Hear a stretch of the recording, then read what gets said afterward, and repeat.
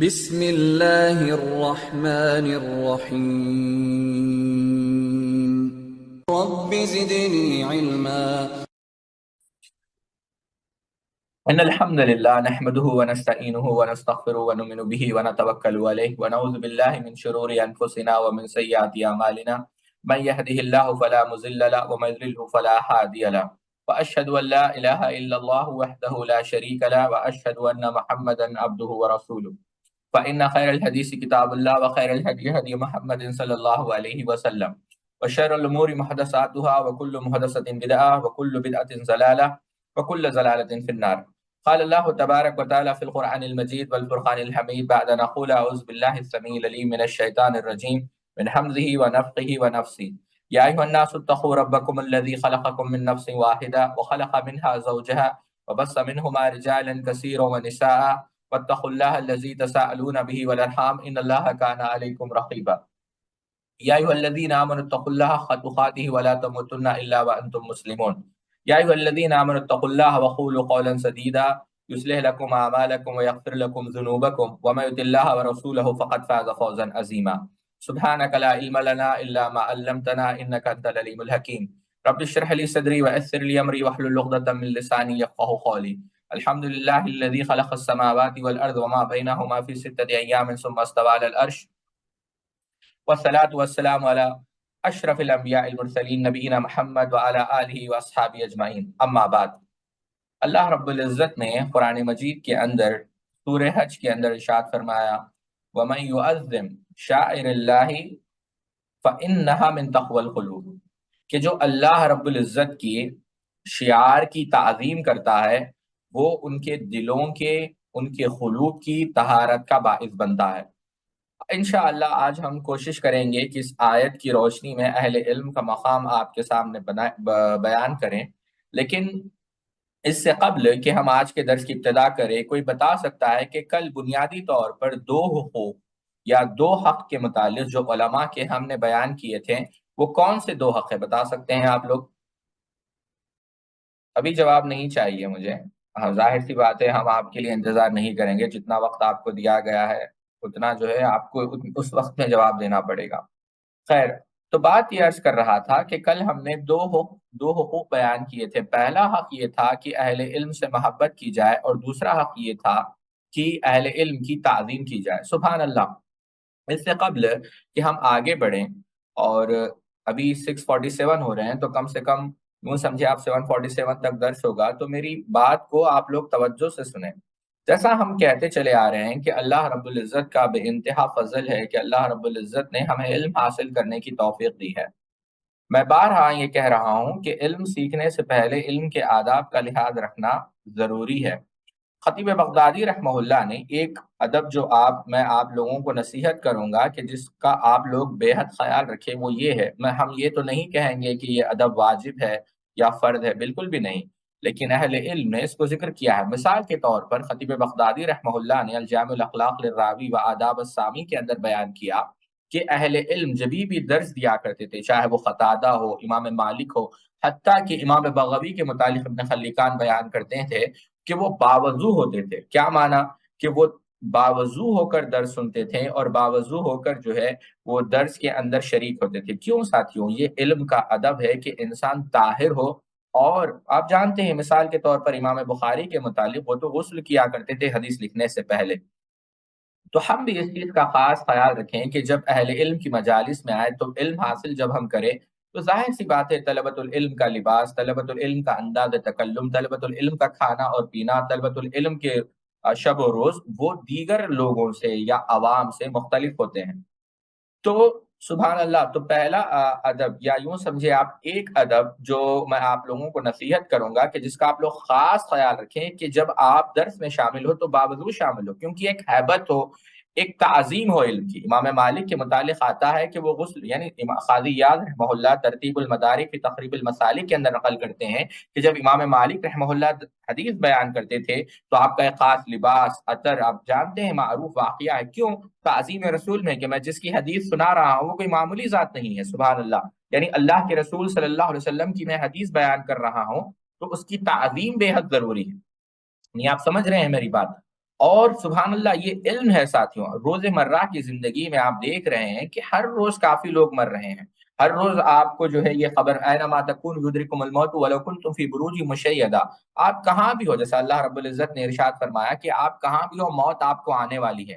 اور یہ علم ہی ہے کہ علم کے اندر آپ دیکھیں، علم کی کافی ساری فضیلتوں میں سے علامہ ابن قیم رحمہ اللہ نے 200 فضیلتیں علم کی بیان کی، اس کے اندر ایک فضیلت یہ بھی ہے کہ ینتفع به، کہ جو امام مسلم رحمہ اللہ نے کتاب الوصیہ کے اندر نقل کیا کہ جب انسان مر جاتا ہے تو اس کے اعمال ختم ہو جاتے ہیں، اللہ کے رسول صلی اللہ علیہ وسلم نے فرمایا کہ اس کے اعمال کا جو سلسلہ ہے وہ ختم ہو جاتا ہے، لیکن ایک سلسلہ جو باقی رہتا ہے وہ کون سا سلسلہ ہے؟ وہ ہے علم کا سلسلہ۔ یعنی انسان جب مرنے کے بعد بھی اگر وہ علم چھوڑ کر جائے، نفع بن علم، وہ علم اس کے لیے اجر یعنی درجات کی بلندی کا سبب بنتا ہے اور گناہوں سے مغفرت کا سبب بنتا ہے۔ بلکہ امام احمد ابن حنبل رحمہ اللہ نے کتاب الزہد کے اندر ایک قول نقل کیا ہے کعب الاحبر سے، میں یہ نہیں کہتا کہ یہ حدیث ہے، بلکہ بعض آثار امام احمد ابن حنبل نے کتاب الزہد کے اندر نقل کیا، اور متعدد محدثین نے، مثال کے طور پر ابن عبد البر المالکی رحمہ اللہ نے بھی یہ نقل کیا کہ کعب الاحبر رحمہ اللہ کہتے ہیں کہ اللہ رب العزت نے سبحان اللہ موسیٰ علیہ الصلوۃ والسلام پر وحی کی کہ کیا؟ طلب العلم، کہ تم علم حاصل کرو، اطلب العلم، علم حاصل کرو۔ کیوں؟ علم حاصل کرنے کا مقصد، یعنی کہتے ہیں امام احمد نقل کرتے ہیں کہ کعب الاحبر نے فرمایا کہ اللہ رب العزت نے کہا کہ اے موسیٰ تم علم حاصل کرو، یقیناً بے شک اس علم کے ذریعے سے ہم تمہارے قبر کو نور سے بھر دیں گے، قبر کو منور کر دیں گے، اور تم قبر کے اندر تنہائی محسوس نہیں کرو گے۔ سبحان اللہ، یعنی انسان جب قبر میں لیٹتا ہے، مجھے پتا نہیں کہ آپ میں سے کتنے لوگوں نے جب قبر کو کھودا جاتا ہے دیکھا ہوگا، تو وہ تنہا ہوتا ہے۔ اللہ رب العزت نے موسیٰ علیہ الصلوۃ والسلام کو وحی کی کہ سیکھو اور سکھاؤ، یعنی تعلیم اور تعلم کا جو سلسلہ ہے یہ باعث نور ہے، باعث یعنی یہ انوارات جو ہے، یہ جو نور ہے وہ آپ کے قبر کے اندر آئے گا۔ کیوں ساتھیو؟ یہ علم ہے جو روشنی ہے، اور یہی روشنی آپ کو قبر کے فتنے سے بھی محفوظ کرے گی۔ اور یہ علم کا اتنا مقام ہے کہ اگر ہم بتاتے جائیں، ظاہر سی بات ہے وہ وقت نہیں، کیونکہ ہمیں موضوع پر آنا ہے، اس سے اندازہ لگائے کہ سبحان اللہ حسن بصری، بعض لوگ اس کو حدیث کہتے ہیں لیکن یہ حدیث نہیں ہے، صحیح بات یہ ہے کہ یہ حسن بصری رحمہ اللہ کا قول ہے کہ جو علم ہے اور جو عالم کی سیاہی ہے، جو انک جسے ہم کہتے ہیں، وہ شہید کے خون سے بھی زیادہ قیامت کے دن جب میزان میں تولا جائے گا کہ وہ شہید کے خون سے بھی زیادہ کیا ہے؟ افضل ہے، اور میزان کے اندر بھاری ہے۔ کیوں ساتھیوں؟ دو وجہ ہے۔ پہلی وجہ تو یہ ہے ساتھیوں کہ یہ علم ہی ہے، آپ غور کریں، یہ علم ہی ہے جس نے جہاد کی فضیلت بیان کی۔ ہاں، دوسری بات جو آپ کو یاد رکھنی ہے وہ یہ ہے کہ اس سے مراد نفلی جہاد ہے۔ تو بہرحال اب ہم اس میں نہیں جاتے، بس یہ یاد دہانی کے طور پر ہے کہ اللہ رب العزت کا بہت بڑا احسان ہے کہ اللہ رب العزت نے ہمیں علم سیکھنے کی اور سکھانے کی توفیق دی ہے، تو آپ اس کو سنجیدہ طور پر سیکھیں۔ اور یہی رہی بات جو پہلی چیز، کیونکہ کل کا جو درس تھا ہم نے کیا سمجھا تھا کہ بنیادی طور پر جو اہل علم کے ہم حقوق بیان کر رہے ہیں، بنیادی طور پر دو چیزیں ہم نے سمجھی۔ پہلا حق کیا تھا کہ اہل علم سے محبت کی جائے، اور دوسرا حق کیا تھا؟ اہل علم کی تعظیم کی جائے۔ اللہ اکبر! بات سے بات ہمیں یاد آ گئی، آپ سبحان اللہ ابو اسحاق ابراہیم ابن اسحاق، آپ لوگ کتنے لوگ جانتے ہیں مجھے پتا نہیں، لیکن آپ امام ذہبی رحمہ اللہ کی السیر اعلام النبلا اٹھا کر دیکھیں، اور آپ الصفحات من صبر العلماء اٹھا کر دیکھیں۔ ابو اسحاق ابراہیم ابن اسحاق رحمہ اللہ یہ احمد ابن حنبل علیہ الرحمہ کے شاگرد تھے، ابو اسحاق رحمہ اللہ۔ بلکہ سبحان اللہ آپ کی دو بیٹیاں تھیں، بات سے بات ہمیں یاد آ گئی، آپ کی دو بیٹیاں تھیں، تو وہ ابو اسحاق رحمہ اللہ جب بیٹھے ہوئے تھے تو ان کی بیوی نے انہیں تانا دیا کہ دیکھو ہماری دو بیٹیاں ہیں اور بھوک ہو رہی ہے، اور ظاہر سی بات ہے ان کے پاس اتنے پیسے نہیں تھے، تو میں تو صبر کر لوں گی، لیکن یہ دو ننھی سی شہزادیاں یہ کیسے صبر کریں گی؟ یہ ہماری آنکھوں کی ٹھنڈک، ہمارے نور نظر، ہمارے لخت جگر، ان کو کیسے میں صبر دلاؤں؟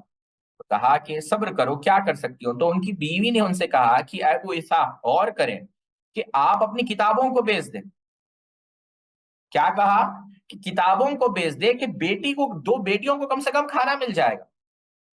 تو کہتے ہیں کہ نہیں میں صبر کروں گا۔ اب دیکھیں سبحان اللہ ساتھیوں، یعنی انسان جب تنہائی میں اس چیز کو پڑھے تو اس کے آنکھ میں آنسو آنے چاہیے کہ وہ ظاہر سی بات ہے یعنی بیٹیوں کی بھوک ایک طرف، یعنی آپ سوچیں کہ ایک باپ کو اپنی بیٹی سے کتنی محبت ہوتی، اور وہ کتاب کو بیچنے کے لیے تیار نہیں، کہہ رہے ہیں کہ انہیں کہو کہ صبر، اور ایسی بھی نہیں کہ چلو بیٹی بڑی ہو چکی ہے، ہوش سنبھال چکی ہے، عقل مند ہے، نہیں، چھوٹی سی 2 لڑکیاں ہیں، کہا کہ نہیں ان سے کہو کہ صبر کرنے کے لیے، یعنی اتنی محبت کتابوں سے۔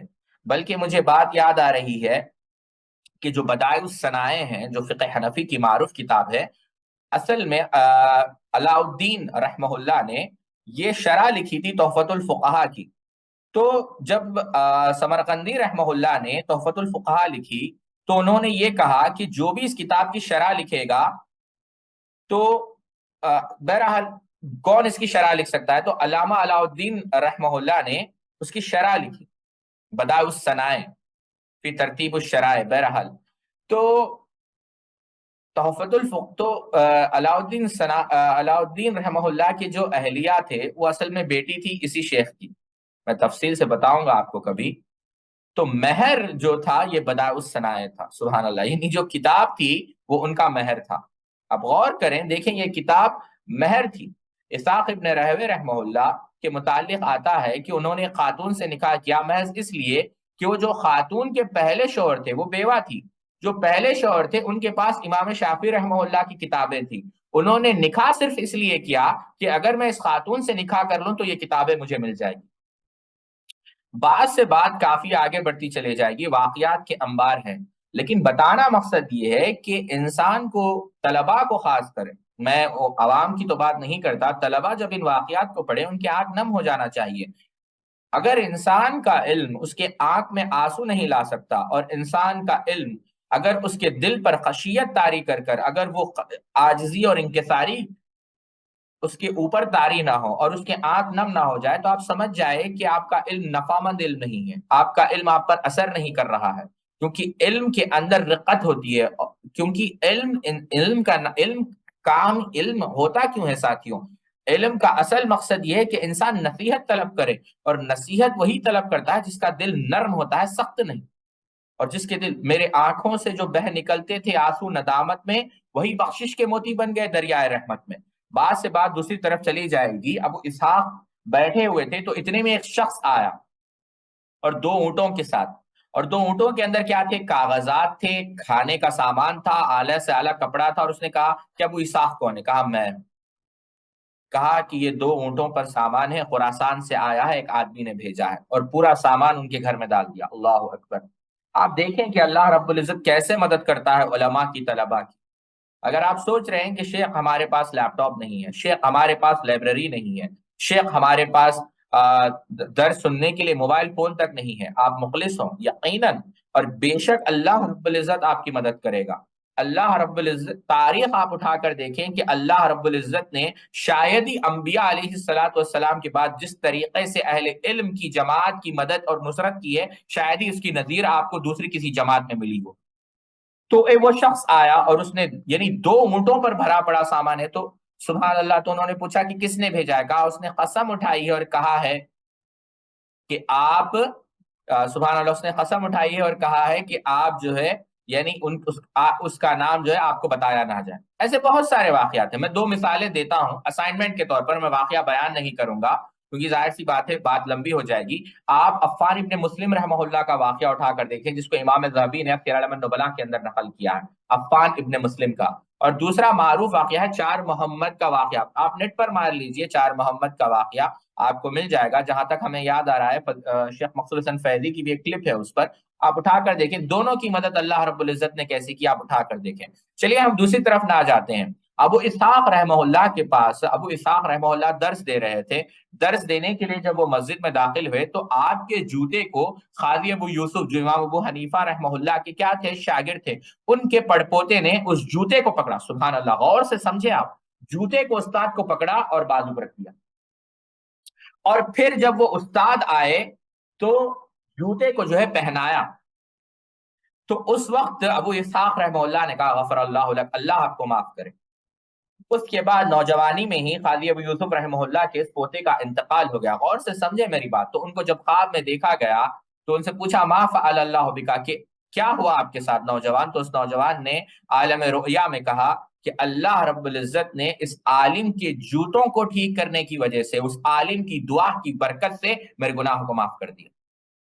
آپ دیکھیں کہ علماء کے جوتی کرنے کے سبب انسان کو جہنم سے نجات مل گئی اور جنت میں داخلہ ملتا ہے۔ سبحان اللہ، غیر معمولی فضیلت اللہ رب العزت نے رکھی ہے علماء، یہی وجہ ہے علماء کی تعظیم۔ یہ اہل علم، علامہ رحمانی نے کہا کہ اہل علم جو ہے یہ اللہ کے شعار میں سے ہے، یہ انسان کے، یہ کس کا سبب بنتی ہے؟ انسان کے دل کی، انسان کے دلوں کی طہارت کی، پاکیزگی کا سبب بنتی ہے۔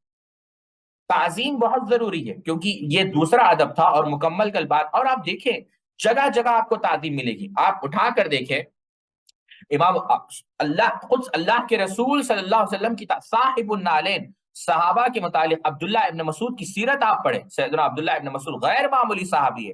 عبداللہ ابن مسعود اللہ کے رسول جو آپ کے معلم ہیں، اللہ کے رسول صلی اللہ علیہ وسلم کہ سبحان اللہ آپ کے جوتوں کو اپنے سینے کے پاس رکھتے تھے۔ اللہ اکبر، یعنی یہ تعظیم ہے جو کون کرتے ہیں؟ یہ تعظیم طلبہ کرتے ہیں، عوام کرتے ہیں، کس کی؟ علماء کی۔ امام ابو حنیفہ، امام مالک، امام ابو حنیفہ رحمہ اللہ جب حج کے لیے آئے، امام مالک کا درس چل رہا تھا، امام ذہبی تذکرۃ الحفاظ میں نقل کرتے ہیں آپ حالانکہ 13 سال بڑے ہیں کس سے؟ امام مالک رحمہ اللہ سے، لیکن امام حنیفہ رحمہ اللہ وہاں پر بیٹھے اور آپ نے امام مالک رحمہ اللہ کا درس سنا، امام مالک کے لیے آپ نے تعریفی کلمات کہیں، یہ احترام ہے، یہ تعظیم ہے۔ اور امام مالک رحمہ اللہ نے جب امام ابو حنیفہ رحمہ اللہ کی ذہانت، آپ کی فطانت، آپ کی فقاہت دیکھی تو آپ کو پسینے آ گئے۔ آتا ہے کہ لیث ابن سعد رحمہ اللہ نے پوچھا کہ کیا کہتے ہو ابو حنیفہ رحمہ اللہ کے متعلق؟ تو اس وقت امام مالک نے کہا کہ اللہ نے شخص کو ایسا علم دیا ہے کہ یہ لکڑی، یہ جو مینار ہے، یہ جو کیا کہتے ہیں آپ، پلر جس کو رکن ہے، اگر یہ رکن کو، اس مینار کو، یہ جو لکڑی کا بنا ہوا ہے، ابو حنیفہ کہتے یہ لکڑی کا نہیں سونے کا ہے، تو اللہ نے اس کو اس قدر ذہانت سے نوازا ہے کہ یہیں کھڑے کھڑے یہ اس لکڑی کے مینار کو سونے کا ثابت کر دے۔ تو اہل علم بے حد آپس میں احترام کرتے تھے، بلکہ عثمان رحمہ اللہ بیان کرتے ہیں، آپ ذرا تعدیل اٹھا کر دیکھیں، عثمان کہتے ہیں کہ میں نے ایک بوڑھے کو دیکھا، ایک بوڑھے شخص کو جو اونٹ پر سوار ہے، جو اونٹ پر سوار ہے، حج کے، یعنی لوگ آ رہے ہیں اور ایک دوسرا شخص ان کو جو ہے چڑھا رہا ہے اور ان کی رہنمائی کر رہا ہے، یعنی ان کی زین پکڑا ہوا ہے سواری کی، اور لوگوں کو وہاں سے بھگا رہا ہے راستہ، یعنی ان کی حفاظت کر رہا ہے۔ تو جب میں نے پوچھا کہ یہ کون ہے، پتا چلا کہ جو گھوڑے پر سوار ہے وہ امام اوزاعی رحمہ اللہ ہے، جو شام کے محدث ہے، شام کے فقیہ ہے، اور جو دوسرے ان کی خدمت کر رہے ہیں وہ بھی کوئی معمولی شخصیت نہیں، وہ سفیان الثوری رحمہ اللہ۔ سفیان الثوری رحمہ اللہ سے بات یاد آئی، سفیان ابن عیینہ رحمہ اللہ بیٹھے ہوئے ہیں، عبداللہ بن مبارک رحمہ اللہ کو سوال کیا گیا، کیا سوال کیا؟ ایک مسئلے کے متعلق عبداللہ بن مبارک رحمہ اللہ کو سوال کیا گیا، کس کی موجودگی میں؟ سفیان ابن عیینہ رحمہ اللہ کی موجودگی میں۔ تو اس وقت عبداللہ بن مبارک رحمہ اللہ نے کہا کہ ہمیں اس بات کی اجازت نہیں کہ ہم ہمارے اکابرین کے سامنے گفتگو کریں۔ امام احمد بن حنبل رحمہ اللہ کے متعلق آتا ہے کہ وہ خلف کے پاس گئے، خلف رحمہ اللہ کے پاس ابو عوانہ کی حدیث لینے کے لیے، تو خلف نے کہا کہ آپ اوپر بیٹھ جائیں، تو کہا نہیں، کہ ہمیں یہ تعلیم دی گئی ہے خلف رحمہ اللہ کہ جب بھی ہم علم حاصل کریں تو ہمیں عاجزی اور انکساری اختیار کرنی چاہیے، آپ اونچے مقام پر بیٹھیں، ہم نیچے بیٹھ جائیں۔ ابو زرع رازی کہتے ہیں کہ بیمار ہو چکے تھے احمد بن حنبل رحمۃ اللہ علیہ، اور بیماری کی وجہ سے آپ کو ٹیکا دینا پڑا، یعنی آپ ٹیکا لگا ہوئے تھے، تو اس وقت ابراہیم بن تہمان کا ذکر آیا۔ تو ابو زرع رازی کہتے ہیں کہ جب ابراہیم رحمہ اللہ کا ذکر آیا تو امام احمد بن حنبل ٹیک کو چھوڑ کر سیدھا بیٹھ کر کہا کہ جب صالحین کا ذکر آئے، اہل علم کا ذکر آئے، تو ٹیکا لگا کر ان کا ذکر نہیں سننا چاہیے، اپنے آپ کو سیدھا کرنا چاہیے۔ اللہ اکبر، اس قدر سے تعظیم کی جاتی ہے علماء کی، اور ایسے ہی لوگ کو اللہ رب العزت کس سے نوازتا ہے ساتھیوں؟ علم سے نوازتا ہے۔ بتانا مقصد یہ ہے، آپ اٹھا کر دیکھیں گے کئی سارے واقعات آپ کو ملیں گے، اور ضروری نہیں کہ آپ ہزاروں حدیثیں سنیں۔ امام شعبہ کہ تعلمت حرفن، یعنی انسان اگر ایک حرف بھی سیکھ لے فکنت غلام، وہ اس کا غلام ہو جائے، وہ اس کا خادم ہو جائے۔ کیوں؟ اس نے آپ کو آخرت کے فائدے مند کی بات بتائی، جو آپ کو آخرت کے دن فائدہ دے گی۔ اور سبحان اللہ، جو ایسا نہیں کریں گے ساتھیوں، یعنی تعظیم نہیں کریں گے، اور آج بھی ہے اہل بدعت علماء حق کی تعظیم نہیں کرتے۔ آپ اخوانیت کو دیکھیں، حزبیت کو دیکھیں، یہ لوگ تعظیم نہیں کرتے۔ کیوں ساتھیوں؟ اس کی وجہ یہ ہے کہ وہ علماء حق سے نفرت کرتے ہیں۔ عبداللہ بن مبارک رحمہ اللہ نے کہا کہ جو بھی شخص علماء حق سے نفرت کرتا ہے، علماء سے محبت کرتا ہے، اس کی آخرت بگڑ جاتی ہے۔ جو سلاطین امراء سے نفرت کرتا ہے، اس کی کیا بگڑ جاتی ہے؟ دنیا بگڑ جاتی ہے۔ جو اپنے بھائیوں سے نفرت کرتا ہے، اس کی مروت، اس کی جو کیا کہتے ہیں عزت نفس ہوتی ہے، وہ ختم ہو جاتی ہے۔ تو اہل علم کی توہین کرنا، اس کے اوپر بہت بڑی وعیدیں آئی ہیں۔ بلکہ آپ حسن ابن ذکوان رحمہ اللہ کا وہ واقعہ پڑھے جس میں آپ نے کہا ہے کہ آخر میں آپ نے کہا، حسن ابن ذکوان رحمہ اللہ نے کہا ہے کہ جو علماء کا احترام نہیں کرتا اس کو اللہ رب العزت سزا دیتا ہے۔ اور وہ سزا کیا ہے؟ کیونکہ آپ جانتے ہیں اہل علم کی تعظیم نہ کرنا، ان کو حقارت کی نظروں سے دیکھنا، امام ازرائی کہتے ہیں یہ ایک کبیرہ گناہ، اور حسن ابن ذکوان کہتے ہیں کہ اس کو سزا یہ ملتی ہے کہ اس کا دل مر جاتا۔ اور یہ ساتھیوں یہاں پر ایک بات میں آپ کو کہنا چاہوں گا اور آپ اس بات کو یاد رکھیں۔ آپ جب ریاض الصالحین کی شرح پڑھیں شیخ عثیمین رحمہ اللہ کی، 5 جلدوں میں چھپی ہے، اصل میں ہے تو وہ کس کی کتاب؟ ریاض الصالحین کا موضوع کیا ہے؟ ریاض الصالحین کوئی بتا سکتا ہے؟ فقہ کی کتاب ہے، عقیدے نہیں، رقائق یعنی دل کو نرم کرنے والی وہ کتاب ہے۔ لیکن آپ جب شیخ عثیمین رحمہ اللہ کی شرح پڑھیں گے تو آپ کو جگہ جگہ آپ کو فقہی فوائد ملیں گے۔ شیخ عثیمین رحمہ اللہ نے کہا کہ لوگ یہ سمجھتے ہیں کہ جب انہیں سزا نہ ملے، جب وہ صحت و عافیت کے عالم میں ہیں، ان کی جو معاشی زندگی ہے، فائنینشیل کنڈیشن ہے، وہ ٹھیک چل رہے، تو وہ سمجھیں گے کہ اللہ ان سے راضی نہیں۔ اگر سزائے 2 قسم کی ہوتی ہے، ایک تو جسمانی، ایک تو روحانی۔ اگر انہیں نماز پڑھنے کا موقع نہیں مل رہا ہے، قرآن کی تلاوت کا موقع نہیں مل رہا ہے، اہل علم کی مجالس سے وہ دور ہے، اور نصیحت کا ان پر کوئی اثر نہیں پڑ رہا ہے، تو سمجھ جانا چاہیے کہ اللہ کی طرف سے ان کو سزا ملی۔ یہ اللہ رب العزت کی طرف سے سزا ہے کہ اللہ تعالیٰ چاہتا نہیں کہ آپ کے گناہ معاف ہو، اللہ تعالیٰ چاہتا نہیں کہ آپ کو توبہ کی توفیق ہو۔ اللہ ہم سب کی اس چیز سے حفاظت فرمائے۔ بات یہ عرض کر رہا تھا کہ اہل علم کی توہین سے انسان کا دل مر جاتا ہے۔ کیوں ساتھیوں؟ یہ اہل علم جیسا امام ابو حنیفہ رحمہ اللہ، امام محمد بن ادریس الشافعی رحمہ اللہ نے کہا کہ اگر فقہا علماء اللہ کے اولیاء نہیں ہیں، اللہ رب العزت کے دوست نہیں ہے، تو ہم نہیں جانتے کہ اللہ رب العزت کے دوست کون ہے، یا بالفاظ دیگر اگر علماء اللہ کے دوست نہیں، اگر علماء اللہ کے اولیاء نہیں، تو پھر کوئی بھی اللہ کے اولیاء نہیں۔ اگر آپ اٹھا کر دیکھیں ضرور شیخ الاسلام ابن تیمیہ رحمہ اللہ کی کتاب آپ پڑھیں، الفرقان بین اولیاء الرحمن و اولیاء الشیطان، کہ اولیاء الرحمن کے اوصاف کیا ہے۔ بہرحال ہم بات یہ عرض کر رہے تھے کہ اہل علم کی جو ہے تعظیم کی جائے۔ اکرمہ رحمہ اللہ کہتے ہیں کہ جو علماء کو تکلیف دیتا ہے یا علماء کو ایذا پہنچاتا ہے، گویا اس نے اللہ کے رسول صلی اللہ علیہ وسلم کو تکلیف دینے کی کوشش کی۔ اور آپ یہ تعظیم یہ نہ سمجھے ساتھیوں کہ یہ صرف تاریخ کے اندر ہے، نہیں، آج بھی آپ دیکھیں، میں بس آپ کو 3 مثالیں دیتا ہوں۔ مفتی نظام الدین شامزئی، یہ دیوبند کے عالم دین ہے، پڑوسی ملک کے ہیں، لیکن جب آپ نے شیخ ابن باز رحمہ اللہ سے ملاقات کی تو آپ دیکھیں کہ ان کی تعظیم کا عالم کیا تھا۔ آپ نے کہا کہ اگر کسی شخص کو اس دور میں حسن بصری کو دیکھنا ہو تو وہ شیخ ابن باز رحمہ اللہ کو دیکھیں۔ شیخ مقصود حسن فیضی حفظہ اللہ کو شیخ عبداللہ ناصر رحمانی کے ایک مسئلے کے متعلق پوچھا گیا کہ شیخ عبداللہ ناصر رحمانی حفظہ اللہ نے یہ کہا ہے، آپ کی کیا رائے؟ تو شیخ نے کہا کہ آپ ان سے پوچھیں میرے مسائل کے متعلق، ان کے مسائل کے متعلق مجھ سے نہ پوچھیں۔ سبحان اللہ، آپ دیکھیں، حالانکہ آپ سوچیں کیا شیخ کے پاس اتنا علم نہیں تھا کہ اس پر کلام کرے؟ بالکل تھا، سبحان اللہ۔ یعنی شیخ کی تمام کتابیں ہم نے حرفن حرفن پڑھی۔ شیخ کی سبحان اللہ، اس بات میں کوئی شک نہیں کہ شیخ علم کا وہ سمندر ہے جس کا نہ تو کوئی تہہ ہے نہ تو کوئی کنارہ ہے، اور میں اس میں مبالغہ بالکل بھی نہیں کر رہا ہوں۔ لیکن اس کے باوجود شیخ نے احتراماً کیا کہا کہ آپ ان کے فتووں کے متعلق مجھ سے نہ پوچھیں، میرے فتووں کے متعلق یا میرے جوابات کے متعلق یا جو بھی میری گفتگو ہے، جو میرے اقوال، اس کے بارے میں شیخ سے پوچھیں۔ اور پھر شیخ آپ عبداللہ ناصر رحمانی کو دیکھیں کہ جب آپ درس دے رہے تھے تو اچانک ایک دفعہ ایسا ہوا کہ آپ کے ایک استاد تھے شیخ عبدالحمید حضروی، تو وہ جب آئے تو فوراً درس کو روک دیا اور وہاں سے اٹھ گئے اور کہا کہ شیخ آپ بیٹھیں، آپ درس دیں۔ یہ احترام ہوتا ہے۔ جب آپ علم کے لیے بے حد ضروری ہے کہ آپ جن سے سیکھ رہے ہیں حد درجے آپ ان کا احترام کریں۔ بغیر احترام کیے سبحان اللہ آپ کچھ بھی نہیں سیکھ سکتے ساتھ۔ تو خلاصۃ الکلام جو ہم نے کل کے درس میں سمجھا تھا، ذرا اب اس کو ہم دوہرا لیتے ہیں۔ وہ کیا ہے ساتھیوں؟ کہ پہلی چیز کہ اہل علم سے محبت کی جائے، اور دوسری چیز کیا ہے ساتھیوں؟ دوسری چیز یہ ہے کہ ہم سبحان اللہ کیا کہیں؟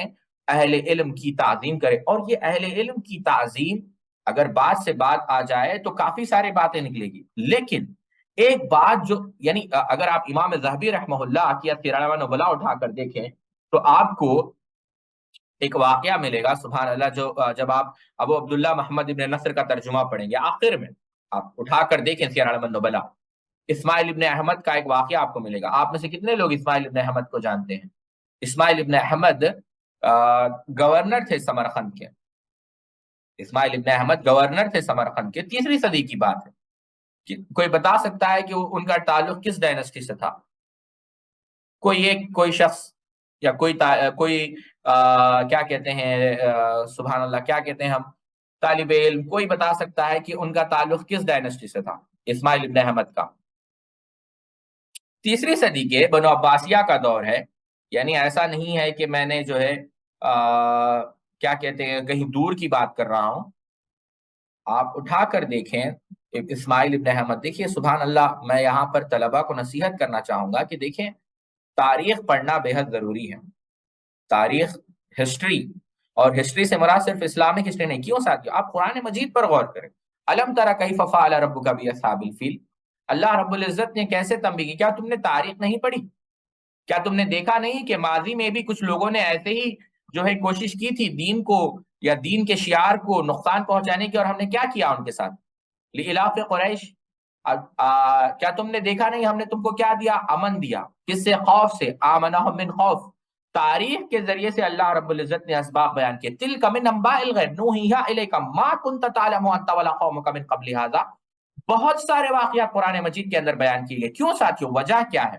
اب یہاں پر اس لیے نہیں آیا ہوں کہ تاریخ پڑھنے کی اہمیت آپ کو بیان کروں، لیکن ضمناً عرض کر رہا ہوں کہ ہر طالب علم کو چاہیے کہ وہ تاریخ کو پڑھے اور گہرائی سے پڑھے۔ کیوں؟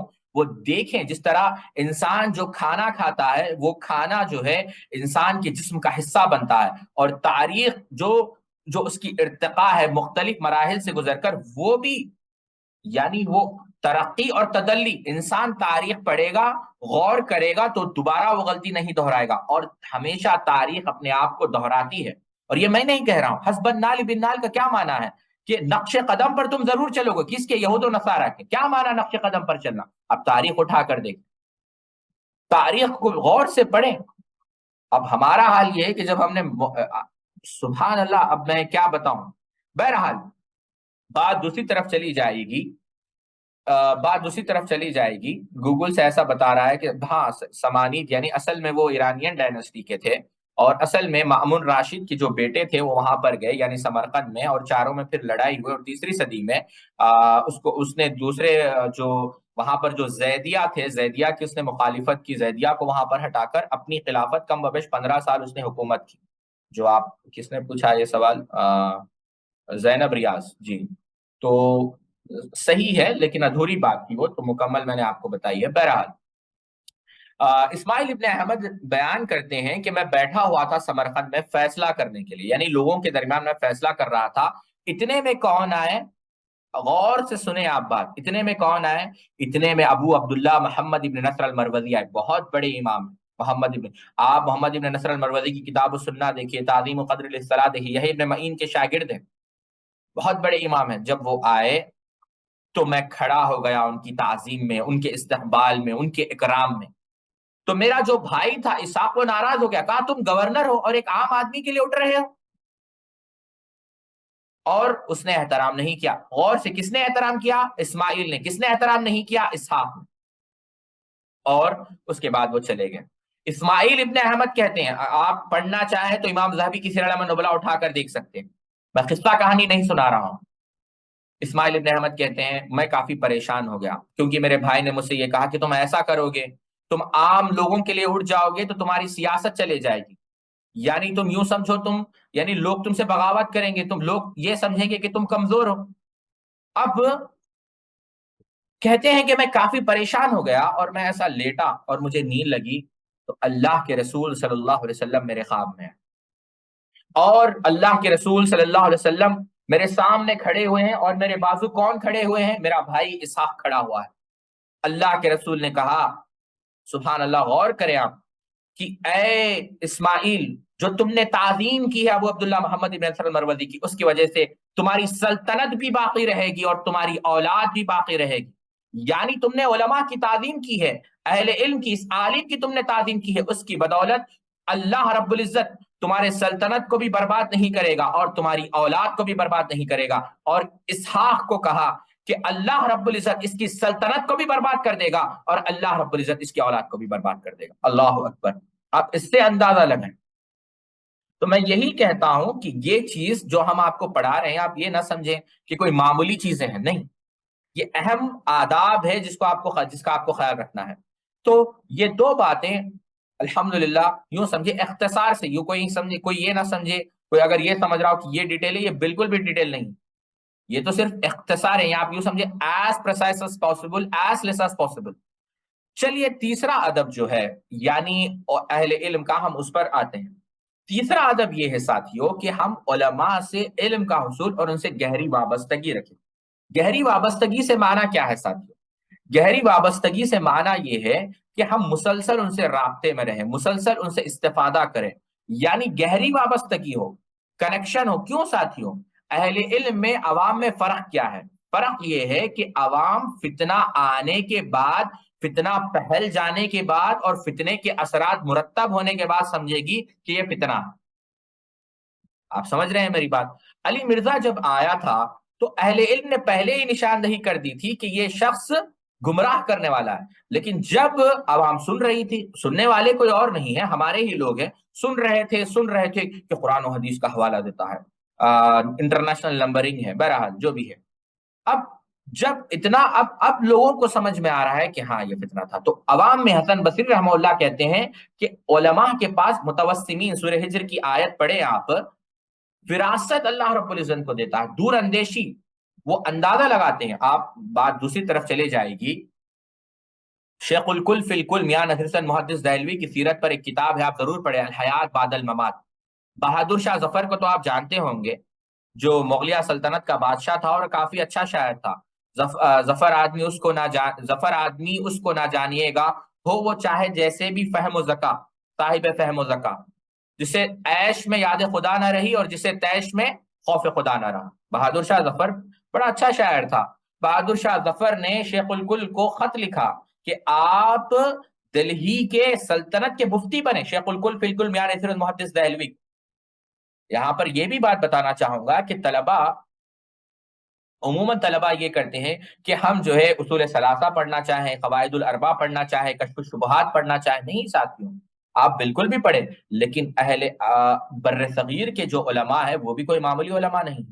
بدقسمتی سے آج ہم ہمارے علماء کو بھول گئے ہیں. شیخ الکل فی الکل میاں نصیر حسین محدث دہلوی رحمہ اللہ، علامہ عبد الرحمن مبارک پوری رحمہ اللہ، بشیر احمد سہسوانی رحمہ اللہ، عبید اللہ رحمانی رحمہ اللہ، عبد السلام مبارک پوری، عبد العزیز رحیم آبادی، عبد الوہاب آراوی، ابراہیم آراوی، داؤد غزنوی، عبد الجبار غزنوی، علامہ گندالوی، علامہ عبد المنان وزیر آبادی، علامہ عبد المنان نور پوری. یہ کون ہیں؟ یہ پورے ہمارے علماء، اور ان کے بھی فتاوی لجنہ دائمہ سے کچھ کم نہیں. یہ بڑی ذمہ داری کے ساتھ میں آپ کو بات عرض کر رہا ہوں، اور ہم نے مشائخ سے سنی ہے یہ بات. آپ تقویت الایمان بھی پڑھیں، نواب صدیق حسن خان بھوپالی کی کتابیں بھی پڑھیں.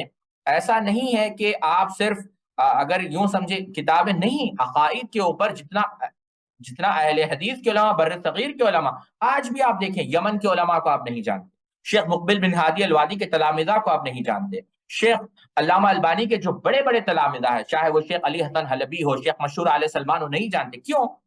یہ ایک تنگ نظری ہے.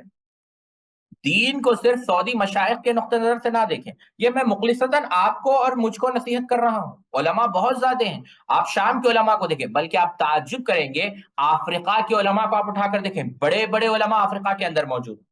موریٹانیا کے علماء آپ اٹھا کر دیکھیں، میں بس ایک کنٹری کا ٹائپ کروں گا تاکہ آپ اس پر ریسرچ کریں. صرف موریٹانیا کا اٹھا کر دیکھیں کہ کتنے بڑے علماء وہاں پر موجود. موراکو کو آپ اٹھا کر دیکھیں کہ کتنے بڑے علماء وہاں پر موجود ہیں. الفاظ کو بہرحال بتانا مقصد یہ ہے کہ بات دوسری طرف چلی جائے گی. تو بات یہ عرض کر رہا تھا کہ علماء سے کیا ہو؟ وابستگی ہو. سلمان فارسی رضی اللہ تعالیٰ عنہ کہتے ہیں لوگ اس تک بھلائی میں رہیں گے جب تک پہلا باقی رہے گا. غور سے سمجھے، یہاں تک کہ دوسرا سیکھ لے یا دوسرے کو سکھا دے، لہٰذا اگر سکھانے یا دوسرے کے سیکھنے سے پیشتر پہلے ہی موت ہو گئی تو لوگ ہلاک ہو جائیں گے۔ امام دارمی نے اس کو سنن میں نقل کیا۔ یعنی کیا مانا کہ طلباء اور علماء جڑے ہوئے ہیں، عالم مر رہا ہے طالب علم اس کی جگہ میں آ رہا ہے، پھر طالب علم عالم بن رہا ہے، پھر کوئی آ رہا ہے، ایسا جب تک مرحلہ چلتا رہے گا خیر پر رہیں گے۔ لیکن جب پڑھنے والے کوئی نہیں، پڑھانے والے کوئی نہیں، اور عالم جب مر جاتا ہے، اللہ اکبر، شیخ مقبل بن ہادی الوادی روتے ہوئے کہتے ہیں کہ ایک ایکٹر مر جاتا ہے تو دوسرا ایکٹر آ جاتا ہے، کرکٹر مر جاتا ہے تو دوسرا کرکٹر آ جاتا ہے۔ بتاؤ امت کے نوجوان لڑکوں اور لڑکیوں کہ عالم مرے گا تو اس کی جگہ کون آئے گا؟ عالم جب انتقال کر جائے گا تو اس کی جگہ کون آئے گا؟ اس کی جگہ کون بھر سکتے ہیں؟ خوش قسمت ہے وہ لوگ جن کو اللہ رب العزت ان کی جگہ بھرنے کی توفیق دیتا ہے، تو ان کی جگہ بھرنے والے کافی کم ہیں۔ آپ سمجھ رہے ہیں میری بات؟ ابو درداء رضی اللہ تعالیٰ عنہ بیان کرتے ہیں، کیا بات ہے، میں دیکھ رہا ہوں کہ تمہارے علماء ختم ہوتے جا رہے ہیں اور تمہارے جہلاء ان سے علم حاصل نہیں کر رہے ہیں، یعنی عوام علم حاصل نہیں کر رہی ہے۔ علم اٹھائے جانے سے پہلے اسے سیکھ لو، کیونکہ علماء کا ختم ہونا ہی علم کا اٹھایا جانا، جیسے ہم نے پچھلے درس میں بھی ذکر کیا تھا۔ عبداللہ ابن مسعود رضی اللہ عنہ کہتے ہیں، در حقیقت کوئی عالم بن کر پیدا نہیں ہوتا، علم کو سیکھنا پڑتا ہے، جیسے امام ابو خیثمہ نے کتاب العلم کے اندر بیان کیا ہے، واللہ اخرجکم من بطون امہاتکم لا تعلمون شیئا، کہ جب انسان پیدا ہوتا ہے تو کوئی چیز لے کر پیدا نہیں ہوتا۔ کیا مانا؟ محنت کرو۔ سیدنا عمر رضی اللہ عنہ نے کہا کہ علم حاصل کرو اس سے پہلے کہ تمہیں ذمہ داری زندگی، یعنی تمہارے اوپر ذمہ داریاں عائد ہو جائیں۔ تو کیا مانا؟ یہ کیسے حاصل ہو سکتا ہے؟ علماء سے وابستگی سے۔ عبد الرحمن ابن مہدی کہتے ہیں، جب ایک علم والا شخص اپنے سے بڑے عالم والے سے ملتا تھا تو اس کا متاع غنیمت ہوتا تھا، اس کو خزانہ سمجھتا تھا، یہ سمجھتا تھا کہ مجھے دولت مل گئی ہے، یہ سمجھتا تھا کہ بہت بڑی نعمت مل گئی، وہ اس سے سوال کرتا اور علم حاصل کرتا تھا۔ اور جب اپنے سے کم علم ملتا تھا تو اسے سکھاتا تھا کہ یہ ایسی چیز ہے، یہ ایسی چیز ہے، اور اگر اپنے ہم مثل ملتا تھا تو اس کے ساتھ مذاکرہ، علمی تبادلہ کیا کرتا تھا، یعنی علم ہی اس کی زندگی تھی۔ اگر اس سے زیادہ والا مل جائے اس سے سیکھتا تھا، کم والا مل جائے سکھاتا تھا، اور اگر اس کے برابر مل جائے تو مذاکرہ، ڈسکشن کرتا تھا۔ محمود ابن مہران رحمہ اللہ کہتے ہیں کہ علماء کرام ہر علاقے میں نعمت ہے، ہر علاقے میں مال ہے، دولت ہے، یہی اصل کیا ہے؟ کامرانی ہے، اور یہی اصل کامیابی ہے، یعنی یہ بہت بڑی نعمت ہے۔ وہ میری چاہت و آرزو ہے یہاں تک کہ میں انہیں پالوں، میں اپنے دل کی نیکی علماء کی ہم نشینی میں پاتا ہوں، یعنی میں اپنے دل کو نیکی میں پاتا ہوں کہ جب میں علماء کے ساتھ بیٹھا ہوں۔ ابو جحیفہ رضی اللہ عنہ فرماتے ہیں کہ بڑے کے ہم نشینوں بنو، علماء کی جگری دوست بن جاؤ، یعنی جگری تو آپ دیکھیں مولا، یعنی ان کے دوست بن جاؤ، اور حکما کے ساتھ، حکما سے مراد حکمران نہیں، جو حکمت رکھنے والے ان کے ساتھ اٹھو بیٹھو۔ آپ اٹھا کر دیکھیں یہ پورے اقوال آپ کو ابن عبد البر رحمہ اللہ کے الجام بیان العلم میں ملیں گے۔ آدمی علماء، یعنی یہ اس کی علم کی دلیل ہے۔ یعنی اگر آپ ایک واقعے سے میں آپ کو بیان کرتا چلوں، امام احمد بن حنبل رحمہ اللہ نے، اور اس واقعے کو امام بیہقی رحمہ اللہ نے، کل بھی میں نے ذکر کیا تھا، امام بیہقی رحمہ اللہ نے کس میں ذکر کیا؟ مناقب الشافعی کے اندر۔ امام ابن ماجہ رحمہ اللہ کہتے ہیں کہ یہ ابن معین رحمہ اللہ اور احمد بن حنبل دونوں بیٹھے ہوئے تھے، دونوں محدثین ہیں، اور اتنے میں امام شافعی رحمہ اللہ خچر پر سوار ہو کر آئے، تو امام احمد رحمہ اللہ تیزی سے دوڑ کر امام شافعی کو دیکھا، تیزی سے دوڑ کر انہیں سلام کرنے لگے اور ان کے پیچھے ہو گئے اور دیر تک آئے۔ اب ظاہر سی بات ہے، آپ کو یہ بات معلوم ہونی چاہیے کہ یحییٰ ابن معین نے امام شافعی پر، یعنی امام یحییٰ ابن معین ہو یا اسی طریقے سے یوں سمجھے آپ ابو عبیدہ ہو، انہوں نے کلام کیا ہے کس پر؟ امام شافعی پر۔ امام احمد کے متعلق آتا ہے کہ ایک دفعہ وہ کس کی تعریف کر رہے تھے؟ امام شافعی کی، تو دونوں نے کہا کہ آپ اس کی تعریف کیوں کر رہے ہیں، یہ دونوں تو ناراض ہیں۔ تو کہا ناراض ہوتے ہیں تو ناراض ہونے دو، امام احمد کے الفاظ ہیں، کیوں؟ ہم نے امام شافعی کے پاس خیر ہی خیر علم پایا، اور ہمیشہ ایسا ہوتا ہے کہ معاصر کو، یعنی کانٹمپرریز کو، جب ایک ایسی کسی عالم کو، یعنی کسی ایک عالم کو ایک ایسی چیز جاتی ہے جو دوسرے کو نہیں دی جاتی، تو وہ اس کے خلاف بولتا ہے، وہ محض حسد کی بنیاد پر ہوتا ہے، اور سب سے بدترین چیز ہے۔ اللہ ہم سب کی حفاظت فرمائے۔ یہ احمد بن حنبل نے کہا، نعوذ باللہ من ذالک، وہ تنقید یحییٰ ابن معین پر نہیں تھی، انہوں نے ایک عام بات کہی، یہ بھی آپ لوگ یاد رکھیں، یحییٰ ابن معین بہت بڑے امام تھے۔ بہرحال تو وہ احمد بن حنبل دوڑے امام شافعی اور ابن معین رحمہ اللہ بیٹھ کر انتظار کرتے رہے۔ جب واپس آئے تو یہ ابن معین نے کہا، اے عبداللہ آپ نے ایسا کیوں کیا، یعنی آپ وہاں پر کیوں بیٹھے؟ ارے چھوڑو، کس نے کہا یہ بات؟ امام احمد بن حنبل نے کہا. کس کو؟ ابن معین کو. غور کریں. ارے چھوڑو، اگر تمہیں علم حاصل کرنے کی چاہت ہے اور تم علم حاصل کرنا چاہتے ہو تو ایک خچر کی تم سے وابستہ ہو جاؤ. یعنی یہ امام شافعی کو تم لازم پکڑ لو، کیونکہ اگر تم علم حاصل کرنا چاہتے ہو. اللہ اکبر. یعنی بتانا مقصد یہ ہے. تو تیسرا حق ہے علماء سے وابستگی. علماء سے ہم تعلقات رکھیں اور گہری وابستگی رکھیں تاکہ ہمیشہ ہم علم سے جڑے رہیں. امام شاہ اور کتابوں سے دور. کتابوں کے متعلق اب جو لوگ سمجھتے ہیں کہ ہم کتابوں کو پکڑیں گے، آپ کو ہم نے پچھلے دروس کے اندر بھی واضح طور پر بتایا گیا تھا کہ اس طریقے سے جو ہے کیا کہتے ہیں، کتابوں سے جو سیکھتے ہیں وہ ہمیشہ گمراہ ہوتے ہیں اور ان کا علم کمزور ہوتا ہے. اور جیسا امام شافعی رحمہ اللہ نے اور بھی دیگر علماء نے بیان کیا. ابھی ہم اس موضوع میں نہیں جانا چاہتے کیونکہ ہم نے تفصیل سے پچھلے درس میں اس کو بات بیان کی تھی. چلیے اب آگے بڑھتے ہیں اور ایک اہم بات بیان کرتے ہیں آپ کو جو اسی موضوع سے متعلق ہے. عبداللہ ابن مسعود رضی اللہ عنہ کی وفات کے بعد جب عبداللہ ابن مسعود رضی اللہ عنہ کا انتقال ہوا تو علقمہ رحمہ اللہ جو آپ کے شاگرد تھے وہ کہتے تھے کاش آپ بیٹھتے اور لوگوں کو سنت سکھاتے. تو انہوں نے کہا تم چاہتے ہو کہ میری ایڑی رون دی جائے. اب یہ آپ تمام اقوال اگر آپ اٹھا کر دیکھیں تو آپ کو یہ بات سمجھ میں آئے گی ساتھیوں. یعنی خلاصہ یہی ہے کہ ہم علماء کے مرنے سے پہلے علماء سے استفادہ کریں. یہ تیسری بات تھی وابستگی. چوتھی بات ساتھیوں، علماء کے مراتب کو ہم سمجھیں اور ان کے درجات کو ہم سمجھیں. ہر عالم برابر نہیں ہوتا. وَقُلْ رَبِّ زِدْنِی عِلْمًا. کسی کو اللہ رب العزت نے زیادہ علم دیا ہے، کسی کو کم علم دیا ہے، تو ان کے درجات کو سمجھنا بھی بہت ضروری ہے. مثال کے طور پر سیدنا موسیٰ علیہ الصلوۃ والسلام الخضر علیہ الصلوۃ والسلام کو دیکھیں، ہے کہ نہیں؟ آپ اگر اس واقعے پر غور کریں، ظاہر سی بات ہے آپ طلبہ ہے، عوام نہیں کہ میں پورا واقعہ آپ کو سناؤں. آپ اس کی شرح اٹھا کر دیکھیں. جامع احکام القرآن تفسیر کے اندر امام قرطبی رحمہ اللہ سورہ کہف کے اندر بیان کرتے ہیں کہ حدیث میں جو فرمان ہے کہ خضر علیہ السلام آپ سے زیادہ علم والے ہیں، یعنی اس کا مطلب کیا ہے؟ یعنی بعض احکام، چند مفصل واقع اور معین پیش آمدہ مسائل میں خضر علیہ الصلوۃ والسلام کو موسیٰ علیہ الصلوۃ والسلام سے زیادہ علم تھا، نہ کہ مطلق طور پر. اس کی دلیل کیا ہے کہ موسیٰ علیہ السلام نے کیا کہا کہ آپ کے پاس کوئی علم ہے جسے آپ نے سکھایا ہے، مجھے اس کا علم نہیں، اور میرے پاس کوئی علم ہے جسے اللہ نے مجھے سکھایا، آپ کے پاس اس کا علم نہیں. تو اس کا مطلب کیا ہے کہ مطلق طور پر ایسی بات نہیں. اب یہ اس لیے کہہ رہا ہوں ساتھیوں کہ ہم میں سے کئی سارے لوگ درجات کو نہیں سمجھتے اور فیصلہ کرنے لگتے ہیں. درجات کو ہم سمجھتے نہیں اور سیدھا سیدھا ہم فیصلہ کرنے لگتے ہیں، جو بالکل کیا ہے غلط بات ہے ساتھیوں. یعنی کیا مانا؟ اب آپ نے دیکھا ہوگا کہ بعض لوگ کیا کرتے ہیں، سیدھا سیدھا جو ہے فیصلے کرنے لگ جاتے ہیں. کہتے ہیں ارے یہ شیخ کو جو ہے فقہ پر کمانڈ اچھا ہے، حدیث پر نہیں. آپ نے سنا ہوگا، ایسا سنا ہے کہ نہیں؟ کم از کم آپ لوگ چیٹ میں جواب دے سکتے ہیں. کہتے ہیں یہ شیخ حدیث اچھی پڑھاتے ہیں، یہ شیخ فقہ اچھی پڑھاتے ہیں، یہ شیخ قرآن اچھی پڑھاتے ہیں. آپ لوگوں نے سنا ہوگا یہ بات، ہے کہ نہیں؟ یعنی بعض مشائخ کے متعلق کہتے ہیں کہ یہ وہ اچھی پڑھاتے ہیں اور بعض مشائخ کے بارے میں کہتے ہیں کہ یہ وہ اچھی نہیں پڑھاتے ہیں. اب اس کا معنی کیا ہے ساتھی کہ اچھی پڑھانے کا یا اچھی نہیں پڑھانے کا؟ اس کا معنی یہ ہے کہ آپ ڈیسائیڈ کر رہے ہیں کہ کیا ان کے پاس علم ہے یا نہیں. آپ کو کیسے پتا کہ ان کا درجہ کیا ہے؟ ایسی گفتگو کرنا یہ جہالت پر مبنی ہے. امام ابن عقیل رحمہ اللہ یہاں پر ایک بات کہتے ہیں، میں ٹھہر کر یہاں پر کہنا چاہوں گا. امام ابن عقیل ابو الوفا وہ کہتے ہیں کہ میں اس بات کی اپنے آپ کو اجازت نہیں دیتا کہ میں اپنی زندگی کا 1 گھنٹہ ضائع کروں. اور انہوں نے کتاب الفنون لکھی، 800 جلدوں میں کتاب ہے. کتنے جلدوں میں؟ 800 جلدوں میں، 800 ویلیومز. بہرحال دوسری طرف بات چلی جائے گی. میں بار بار آپ کو نصیحت کر رہا ہوں کہ یہ جو علماء کے نام ہیں ان کے متعلق پڑھیں اور غور کریں. بہرحال امام ابن عقیل رحمہ اللہ کہتے ہیں ان جاہل نادان لڑکوں کے بارے میں ایک عجیب بات میں نے سنی ہے. امام ابن عقیل کہتے ہیں کہ وہ کہتے ہیں امام احمد فقیہ نہیں ہے بلکہ محدث ہے.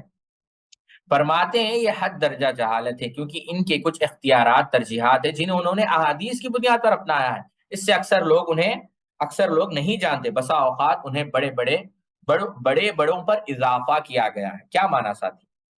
یعنی بعض لوگوں نے کیا کہا امام احمد کے متعلق؟ اب وہ ظاہر سی بات ہے امام تبری وہ ایک الگ تفصیل ہے، ہم کبھی ہم تفصیل سے بتائیں گے کہ وہ نعوذ باللہ من ذالک فقیہ نہیں ہے. تو امام ابن عقیل ان پر رد کر رہے ہیں کہ یہ جہالت ہے. تو عالم کے ہم درجات کو سمجھیں. کیا مانا؟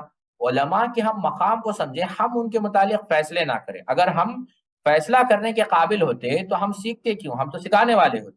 امام ذہبی رحمہ اللہ کہتے ہیں، اسی پر تبصرہ کرتے ہیں، میرا خیال یہ ہے کہ لوگ انہیں بس محدث گمان کرتے تھے، بلکہ انہیں ہمارے دور کے محدثین کی طرح سمجھتے تھے، حالانکہ اللہ کی قسم وہ خصوصیت کے ساتھ فقہ میں امام لیث ابن سعد، مالک، شافی اور ابو یوسف کے ہم پلہ تھے۔ کون؟ امام احمد بن حنبل۔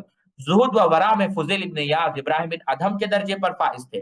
حفظ اور ضبط میں امام شعبہ، یحییٰ ابن سعید القطان، علی ابن مدینی کے مقام پر فائز تھے۔ لیکن جاہل و نادان جب خود اپنی حیثیت نہیں جانتا تو دوسرے کا مرتبہ وہ کیسے جان سکے گا؟ کس کے الفاظ ہیں؟ امام ذہبی رحمہ اللہ کے۔ تو درجات کو ہم سمجھیں، اللہ کے رسول صلی اللہ علیہ وسلم نے کیا کہا، غور سے سنیں اس حدیث کو۔ امام احمد بن حنبل نے مسند میں نقل کیا، ارحموا امتی بامتی ابا بکر واشدهم فی امر اللہ عمر واصدقهم حیا عثمان بن عفان واعلمهم بالحلال والحرام معاذ بن جبل وافرضهم زید بن ثابت واقراهم ابی بن کعب ولکل امت امین وامین هذه الامه ابو عبیدہ بن الجراح۔ میری امت پر سب سے زیادہ رحم کرنے والے کون ہیں؟ ابو بکر۔ اللہ کے حکم کے معاملے میں سب سے زیادہ سخت عمر ہے، سب سے زیادہ حیا کرنے والے عثمان ہیں، اور حلال و حرام کو جاننے والے سیدنا معاذ ہیں، اور علم المیراث یعنی جو انہیریٹنس، لاس آف انہیریٹنس ہے، وہ کون ہے؟ زید بن ثابت۔ یہ پوری تفصیل بیان کی۔ ابن عباس رضی اللہ، یعنی درجات کو ہم سمجھیں۔ آپ سمجھ رہے ہیں میری بات؟ کہ ایک تو یہ ہے کہ فن کا جو متخصص ہوتا ہے ہر ایک کے پاس، یعنی دو چیزیں یہاں پر بات میں آپ کو بتا، پہلے کہ ہم فیصلہ نہ کریں، اور دوسرا ہم سمجھیں کہ فن کا جو متخصص ہوتا ہے، ایکسپرٹ ہوتا ہے، اس کو بھی ہم سمجھیں۔ ہر عالم برابر نہیں ہوتا، کسی کو تلک الرسول فضلنا بعضهم علی بعض، بعض چیزوں کو بعض چیزوں پر فضیلت دی گئی ہے۔ امام شافعی رحمہ اللہ علم حدیث میں، امام احمد بن حنبل رحمہ اللہ کی فضیلت کی رعایت، اب میں سمجھتا ہوں کہ یہ موضوع آپ کو یہاں تک سمجھ میں آ گیا ہوگا، اور بھی بہت سارے اقوال ہیں، لیکن میں اس سے آگے بڑھنا چاہتا ہوں۔ یہ یہاں تک بات آپ لوگ سمجھ گئے؟ کیونکہ میں یہاں پر اپنی بات کو روکنا چاہوں گا، اور کیونکہ ظاہر سی بات ہے کافی تفصیل آ رہی ہے، اور ہو سکتا ہے آپ بھول جائیں۔ تو ٹھیک ہے، چلیے آج کے درس کو میں یہاں پر روک کر آپ کو سوال کرنا چاہوں گا، یا پھر آپ سوال کریں کہ 4 آداب ہم نے سیکھے ہیں۔ کتنے؟ 4۔ پہلا ادب کیا ہے ساتھیوں؟ کہ علماء سے محبت کی جائے۔ دوسرا ادب کیا ہے؟ احترام کیا جائے۔ تیسرا، علماء سے گہری وابستگی۔ چوتھا، علماء کے ہم درجات کو سمجھیں، یہ بھی کافی ضروری ہے۔ اور پانچواں یہ سمجھے ساتھیوں، پانچواں کیونکہ ہم ایڈ کر لیں گے، 8 منٹ ہے، کہ علماء کی برائی اور عیب جوئی سے بچنا، کہ ہم علماء کی برائی نہ کریں۔ علامہ ابن قیم رحمہ اللہ نے بڑی لطیف بات اعلام الموقعین کے اندر کی ہے، میں چاہتا ہوں کہ آپ لوگ کافی توجہ سے سنیں۔ کہتے ہیں چونکہ مقاصد کی رسائی ان تک پہنچنے والے اسباب و رسائل سے ہی ہوتی ہے، اس لیے مقاصد کے اسباب و وسائل مقاصد ہی کے تابع ہیں، اور انہی کی بنیاد پر ان کا اعتبار ہے۔ چنانچہ محرمات اور گناہ و معاصی کے وسائل کی کراہت و ممانعت اسی قدر ہوگی جس قدر وسائل و مقاصد تک پہنچنے والے اور ان سے وابستہ ہوں گے، اور نیکی اور کارہائے خیر کے وسائل سے محبت اور ان کی اجازت اسی قدر ہوگی جس قدر ان مقاصد تک پہنچنے والے ہوں گے۔ لہٰذا مقصود کا وسیلہ مقصود کے تابع ہے، اور دونوں ہی مقصود ہیں، لیکن مقصود بطور غرض و ہدف مقصود نہیں، اور وسیلہ بطور سبب اور ذریعہ مقصود ہے۔ چنانچہ جب اللہ تعالیٰ کسی چیز کو حرام کرتا ہے اور اس تک پہنچنے والے کچھ وسائل و ذرائع ہوتے ہیں، تو اللہ تعالیٰ انہیں بھی حرام کرتا ہے اور ان سے منع فرما دیتا ہے، تاکہ اس کی حرمت ثابت اور پختہ رہے، اور اس کی 4 دیواری سے قریب ہونے سے روک تھام ہو سکے۔ اگر اللہ تعالیٰ اس حرام تک پہنچنے والے وسائل و ذرائع کو مباح قرار دے تو حرمت کو توڑنے والی اور طبیعتوں کو بھڑکانے والی بات ہوگی۔ اللہ سبحانہ و تعالیٰ کی حکمت اور اس کا علم اس کا سراسر منکر ہے۔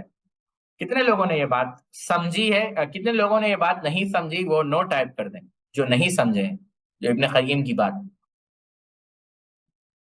باقی سب سمجھ گئے، یعنی صرف 2 لوگوں نے نہیں سمجھی بات۔ جی دیکھیے، ظاہر سی بات ہے، میں اسی لیے آپ لوگوں کو بار بار کہتا ہوں کہ طلباء کو چاہیے کہ وہ کسی ایک زبان پر مہارت حاصل کرے۔ یہاں پر دیکھیں، میں سمجھاتا ہوں، آپ کوئی بڑا مسئلہ نہیں ہے، انشاءاللہ آسانی سے سمجھیں گے آپ، اطمینان سے رہیں، انشاءاللہ ہم مفصل آپ کو سمجھائیں گے، بے فکر آپ رہیں۔ ایک لفظ آپ کو اس میں یاد رکھنا ہے، وہ کیا ہے میں یہاں پر ٹائپ کر دیتا ہوں۔ سد ذرائع، کیا کہا میں نے؟ سدا ذرائع. اب دیکھیں،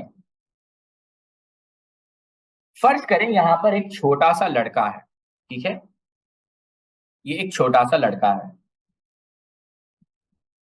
اور یہاں پر یوں سمجھے یہ چھوٹا سا لڑکا جا رہا ہے، ایسا چل رہا ہے، اور یوں سمجھے کہ بیچ میں ایک دیوار ہے. یہ دیوار، آپ میرے جو انگلیوں کو دیوار سمجھے، فون کو لڑکا سمجھے، اور یہ سمندر سمجھے. اب یہ دیوار ہے یا دروازہ سمجھے، تو مجھے دروازہ بند کرنا چاہیے یا دروازہ کھولنا چاہیے؟ آپ بتائیے مجھے.